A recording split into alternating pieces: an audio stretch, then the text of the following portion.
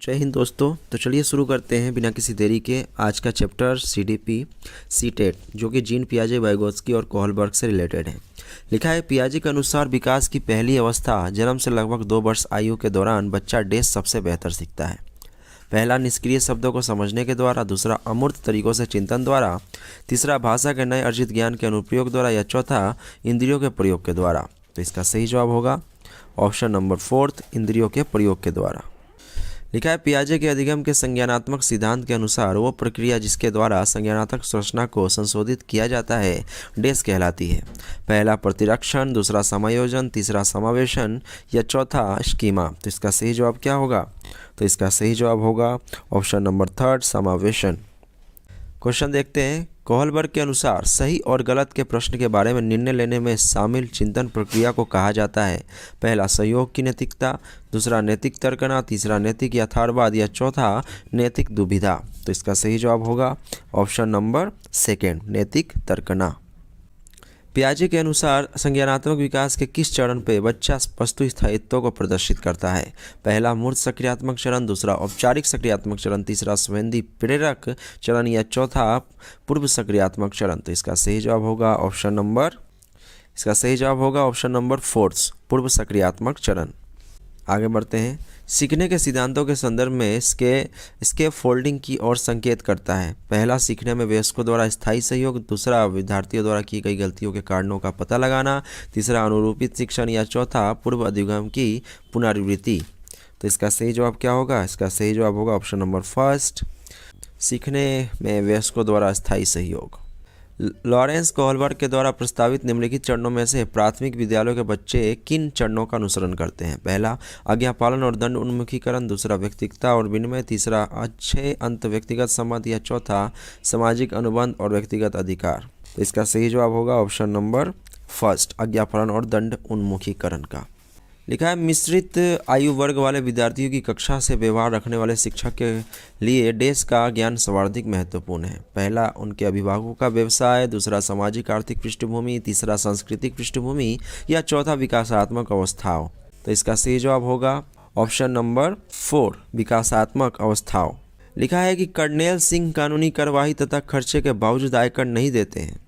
वे सोचते हैं कि वे एक भ्रष्ट सरकार को समर्थन नहीं दे सकते जो अनावश्यक बांधों के निर्माण पर लाखों रुपए खर्च करती है। वे संभवतः कोहलबर्ग के नैतिक विकास के किस अवस्था में हैं? परंपरागत, पश्च परंपरागत, पूर्व परंपरागत, या फिर परा परंपरागत। तो इसका सही जवाब क्या होगा? इसका सही जवाब होगा ऑप्शन नंबर 2, पश्च परंपरागत अवस्था।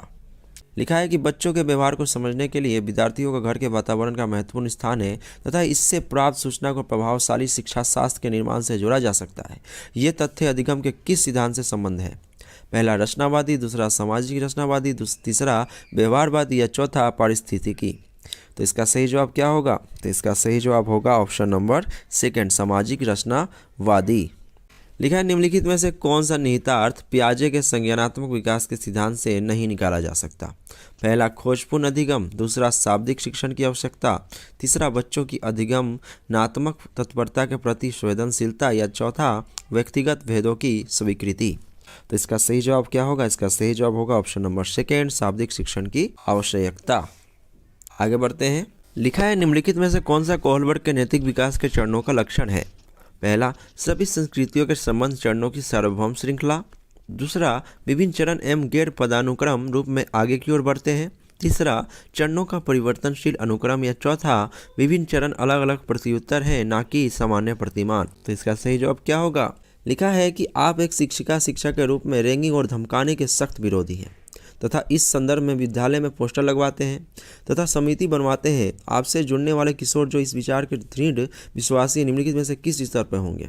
पहला, पारंपरिक, दूसरा पूर्व पारंपरिक, या तीसरा उत्तर पारंपरिक, और चौथा सामाजिक व्यवस्था बनाए रखने वाला। तो इसका सही जवाब क्या हो सकता है? तो इसका सही जवाब होगा ऑप्शन नंबर 3, उत्तर पारंपरिक अवस्था। आगे बढ़ते हैं।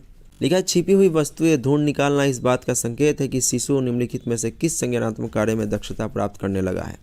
पहला, सभिप्राय व्यवहार, दूसरा वस्तु स्थायित्व, तीसरा समस्या समाधान, या चौथा प्रयोग करना। तो इसका सही जवाब क्या होगा?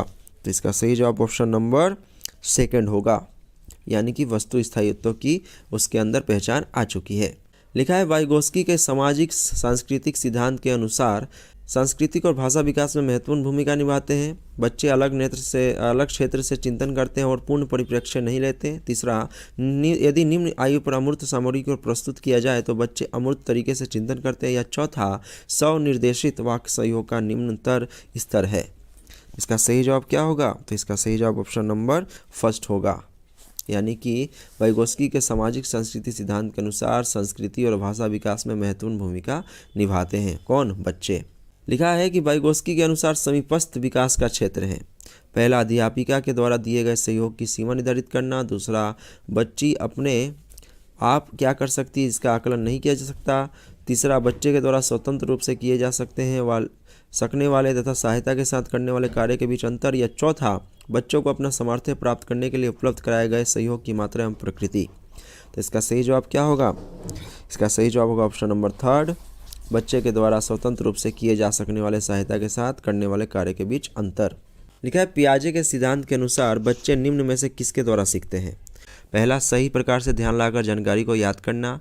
दूसरा, उपयुक्त पुरस्कार दिए जाने पर अपना व्यवहार में परिवर्तन करना। तीसरा, समाज के अधिक योग्य सदस्यों के द्वारा उपलब्ध कराए गए सहारे के आधार पर। या चौथा, अनुकूलन प्रक्रिया के द्वारा। तो इसका सही जवाब होगा ऑप्शन नंबर 4, अनुकूलन प्रक्रिया के द्वारा।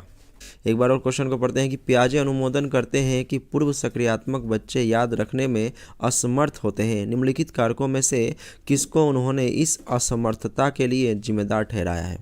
पहला, परिकल्पित निगमनात्मक तार्किकता की अयोग्यता को। या दूसरा, उच्च स्तर की अमूर्त तार्किकता की कमी को। तीसरा, व्यक्तिगत कल्पित कथा को। या चौथा, विचार की अनुत्कर्मणीयता। तो इसका सही जवाब क्या हो सकता है? तो इसका सही जवाब होगा ऑप्शन नंबर 4, विचार की अनुत्कर्मणीयता को। तो दोस्तों आज के लिए बस इतना है, मिलते हैं नेक्स्ट वीडियो में, तब तक के लिए जय हिंद।